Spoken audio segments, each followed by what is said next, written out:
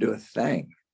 I wouldn't do a thing differently, because what embedded in what you just said, let's see if I can do this in 45 seconds, is the fact that every time you go into a new company or to a new organization, you're a freshman again in that company.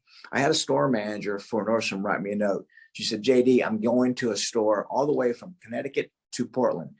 What single bit of advice can you give me? I said, be a freshman again, because all of you recall your freshman days of anything.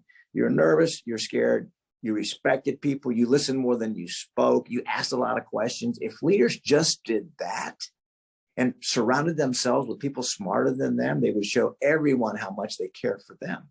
But I wouldn't do a thing different, because every time I'd go into a new organization, forget about it. They didn't care what I knew. They wanted to know how much I cared. I'll never forget this story. We opened up a super center, my first super center as a team in Paducah, Kentucky.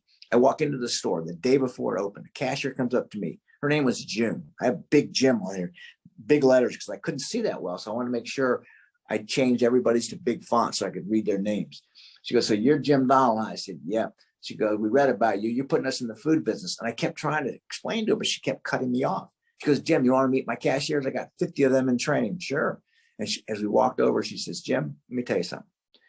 Our cashiers, me, we don't really care how much you know, but what we want to know is how much you care